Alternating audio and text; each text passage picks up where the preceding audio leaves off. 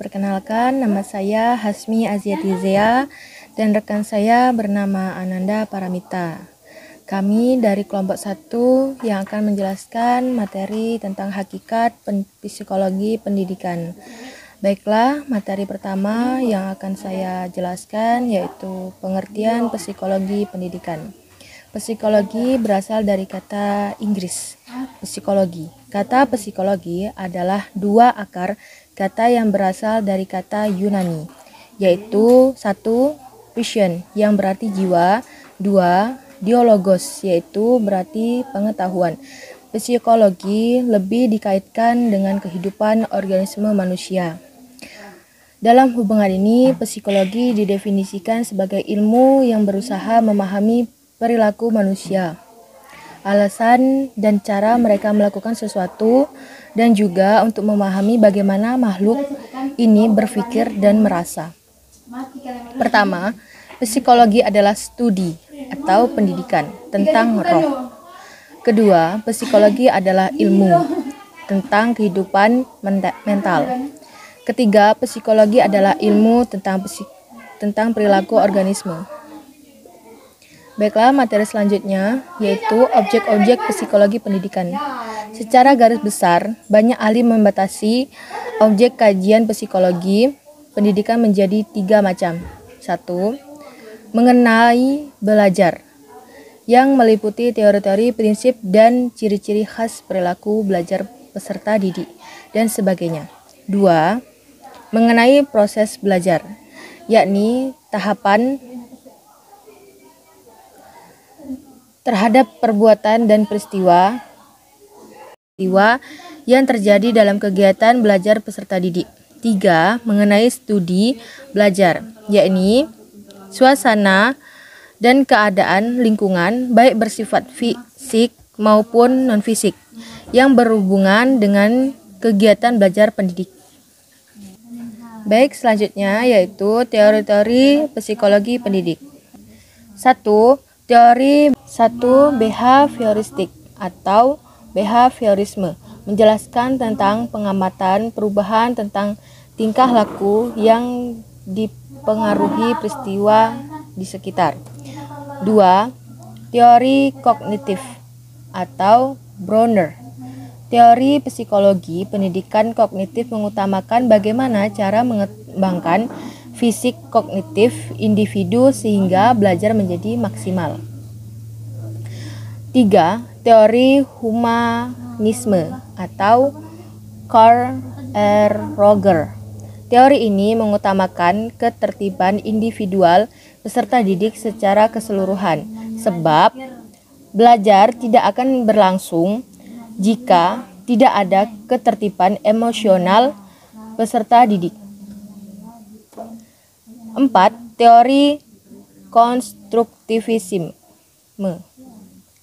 Konstruktivisme sebagai teori psikologi pendidikan mengenai filsafat belajar pertama, karena begitu eratnya hubungan antara psikologi dengan ilmu pendidikan.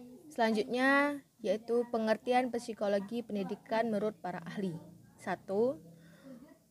Whittington dari tahun 1978 menerangkan bahwa psikologi pendidikan berfungsi sebagai studi sistematis tentang proses-proses dan faktor-faktor yang berhubungan dengan pendidikan manusia. 2. Sumadi Suryabrata dari tahun 1984 menjelaskan bahwa psikologi pendidikan sebagai pengetahuan psikologi mengenai anak didik dalam situasi pendidikan. 3. Eliot dari tahun 1999 menuturkan bahwa psikologi pendidikan adalah penerapan teori-teori psikologi untuk mempelajari perkembangan belajar, motivasi, pengajaran, dan permasalahan yang muncul dalam dunia pendidikan. 4. Anita Ward Volhoy dari tahun 2007. Didefinisikan, psikologi pendidikan adalah ilmu yang memfokuskan perhatiannya pada proses belajar dan pembelajaran, penerapan metode dan teori psikologi, dan menjadikannya menjadi teori secara berkesesuaian. 5. Sandrox 2007. Sedangkan menurut ahli psikologi Sandrox 2007, pengertian dan didefinisikan psikologi pendidikan adalah cabang dari ilmu psikologi yang mengkhususkan diri pada pemahaman tentang proses belajar dan mengajar dalam lingkungan pendidikan. F. Kontribusi psikologi pendidikan bagi teori dan praktek pendidikan. A. Kontribusi psikologi pendidikan terhadap pengembangan kurikulum. Pengembangan kurikulum merupakan salah satu usaha untuk mencapai tujuan pendidikan nasional. Pengembangan kurikulum dilaksanakan karena pengembangan kurikulum merupakan bagian yang sangat esensial dalam proses pembelajaran. Karena dalam proses pembelajaran itu terdapat 4 bagian penting dalam kurikulum, meliputi tujuan, isi atau materi, strategi, pembelajaran, dan evaluasi. Keempat bagian tersebut saling berkaitan untuk mencapai tujuan pendidikan nasional. Pengembangan kurikulum tidak dilaksanakan hanya sesuai dengan kehendak seseorang atau suatu pihak, tetapi harus berpijak pada landasan-landasan filosofi, psikologi, sosiologi, dan iptek, dan prinsip-prinsip umum dan khusus yang telah ada. B. Kontribusi psikologi pendidikan terhadap pengembangan program pendidikan. Kontribusi psikologi pendidikan terhadap pengembangan program pendidikan antara lain sebagai berikut. 1. Pengembangan program pendidikan, misalnya menyusun jadwal pelajaran, jadwal ujian, dan lain tersebut. Hal ini tidak bisa lepas dari aspek psikologi peserta didik. 2. Untuk menyusun jadwal pelajaran diperlukan pengetahuan psikologi pendidikan. Tingkat kesukaran mata pelajaran berbeda-beda untuk setiap mata pelajaran, agar seluruh materi pelajaran dapat diterima dengan baik oleh siswa. Perlu penyusunan jadwal pelajaran dengan mempertimbangkan tingkat kesukarannya, baik urutannya maupun waktu. Misalnya, mata pelajaran matematika ditempatkan pada yang pertama agar dapat diterima dengan baik oleh siswa. Sedangkan mata pelajaran seni ditempatkan pada jam terakhir untuk meningkatkan gairah belajar siswa yang sudah lelah oleh berbagai materi pelajaran yang berat sebelumnya. 3. Penentuan jurusan atau program. 4. Pengembangan program harus mengacu pada upaya pengembangan kemampuan potensial peserta didik. C. Kontribusi psikologi pendidikan terhadap sistem pembelajaran. Kajian psikologi pendidikan telah melahirkan berbagai teori yang mendasari sistem pembelajaran. Kita mengenal adanya sejumlah teori dalam pembelajaran. Terlepas dari kontroversi yang menyertai kelemahan dari masing-masing teori tersebut, pada kenyataannya teori-teori tersebut telah memberikan sumbangan yang signifikan dalam proses pembelajaran. Di samping itu, kajian psikologi pendidikan telah melahirkan pula sejumlah prinsip-prinsip yang melandasi kegiatan pembelajaran. Kontribusi psikologi pendidikan terhadap sistem pembelajaran adalah dalam hal ini: 1. Pemilihan teori belajar yang akan diaplikasikan. 2. Pemilihan model-model pembelajaran. 3. Pemilihan media dan alat bantu pembelajaran. 4. Penentuan alokasi waktu belajar dan pembelajaran. D. Kontribusi psikologi pendidikan terhadap sistem evaluasi. Penilaian pendidikan merupakan salah satu aspek penting dalam pendidikan guna memahami seberapa jauh tingkat keberhasilan pendidikan. Melalui kajian psikologis, kita dapat memahami perkembangan perilaku apa saja yang diperoleh oleh peserta didik setelah mengikuti kegiatan pendidikan atau pembelajaran tertentu. Di samping itu, kajian psikologi telah memberikan sumbangan nyata dalam pengukuran potensi-potensi yang dimiliki oleh setiap peserta didik, terutama setelah dikembangkannya berbagai tes psikologis, baik untuk mengukur tingkat kecerdasan, bakat, maupun kepribadian individu lainnya. Ada sejumlah tes psikologi yang saat ini masih banyak digunakan untuk mengukur potensi seorang individu, pemahaman, kecerdasan, bakat, minat, dan aspek kepribadian lainnya mengikut kepribadian lainnya melalui pengukuran psikologi. Memiliki arti penting bagi upaya pengembangan proses pendidikan individu yang bersangkutan sehingga pada gilirannya dapat dicapai perkembangan individu yang optimal. G. Metode-metode psikologi pendidikan. 1. Metode eksperimental. Istilah eksperimental atau percobaan dalam psikologi dapat diartikan sebagai suatu pengamatan secara teliti terhadap gejala-gejala jiwa yang kita timbulkan dengan sengaja. Hal ini dimaksud untuk menguji hipotesa pembuat eksperimen tentang reaksi-reaksi individu atau kelompok dalam situasi tertentu atau bahwa kondisi tertentu. Jadi, tujuan metode eksperimen adalah untuk mengetahui sifat-sifat umum dalam gejala kejiwaan. Misalnya, mengenai pikiran, perasaan, kemauan, ingatan, dan lain sebagainya. 2. Metode kuesioner.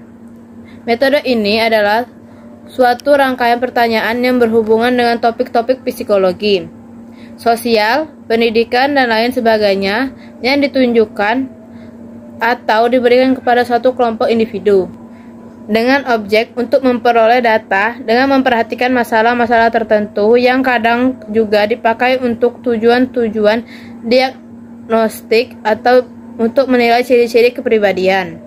Adapun keistimewaan metode ini antara lain adalah A. Tidak terlalu memakan biaya. B. Bahwa dengan metode ini dalam waktu yang relatif singkat dapat mengumpulkan data yang banyak. 3. Metode klinis.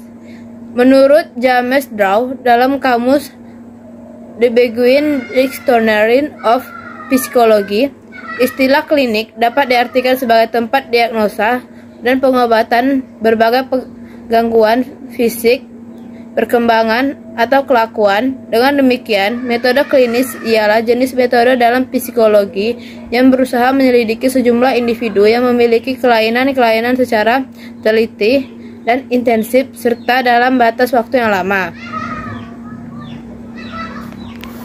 H. Sejarah para tokoh psikologi pendidikan. 1. William James memberikan serangkaian kuliah bertajuk Textual Teacher. Dalam kuliah ini, ia mendiskusikan aplikasi psikologi untuk pendidikan anak. Ia menegaskan pentingnya mempelajari proses belajar dan mengajar di kelas guna meningkatkan mutu pendidikan. Salah satu rekomendasinya adalah mulai mengajar pada titik yang sedikit lebih tinggi di atas tingkat pengetahuan dan pemahaman anak dengan tujuan untuk memperluas cakrawala pemikiran anak. 2. John Dewey. Beberapa kajian yang darinya adalah: pertama, kita mendapatkan pandangan tentang anak sebagai pembelajaran aktif, di mana anak bukan pasif duduk diam menerima pelajaran, tetapi juga aktif agar proses belajar anak akan lebih baik. Pendidik harus difokuskan pada anak serta keseluruhan dan kemampuan anak untuk beradaptasi dengan lingkungannya. Dewey percaya bahwa anak seharusnya tidak mendapatkan pelajaran akademik saja, tetapi juga harus mempelajari cara untuk berpikir dan beradaptasi dengan lingkungan luar sekolah, seperti mampu untuk memecahkan masalah dengan baik. Ketiga, ia berpendapat bahwa semua anak berhak mendapatkan pendidikan yang selayaknya, mulai dari kaya, miskin, laki-laki, dan perempuan, semua golongan etnis sampai pada semua lapisan ekonomi sosial. 3. L. Thorndike berpendapat bahwa salah satu tugas pendidikan di sekolah yang paling penting adalah menanamkan keahlian penalaran anak. Thorndike sangat ahli dalam melakukan studi belajar dan mengajar secara ilmiah. Thorndike mengajukan gagasan bahwa psikologi pendidikan harus punya basis ilmiah dan harus berfokus pada pengukuran. 4. Carl R. Rogers adalah seorang psikologis humanistik yang menekankan perlunya sikap saling menghargai dan tanpa prasangka antara klien dan terapis dalam membentuk individu mengatasi masalah-masalah kehidupannya. Roger meyakini bahwa klien sebenarnya memiliki jawaban atas permasalahan yang dihadapi dan tugas terapis hanya membimbing klien menemukan jawaban yang benar. Menurut Roger, teknik-teknik asesmen dan pendapat para terapis bukan hal yang penting dalam melakukan treatment pada klien, lebih khusus dalam bidang pendidikan. Rogers mengutarakan pendapat tentang prinsip-prinsip belajar yang humanistik, yang meliputi hasrat untuk belajar yang berarti belajar tanpa ancaman, belajar atas inisiatif sendiri, dan belajar untuk perubahan. 5. Will Word. Studi Word tentang emosi dan feelings menghasilkan pembagian kutub-kutub emosi ke dalam 3 dimensi.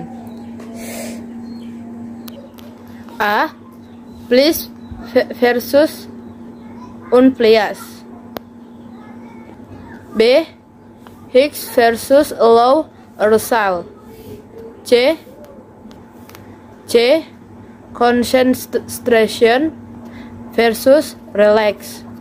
Attention. Teori ini dikenalkan sebagai the three-dimensional theory, namun bersifat kontroversial. Ide tentang abnormalitas kesadaran dari Wood dibangun melalui diskusi-diskusi dengan para psikiater terkenal masa itu.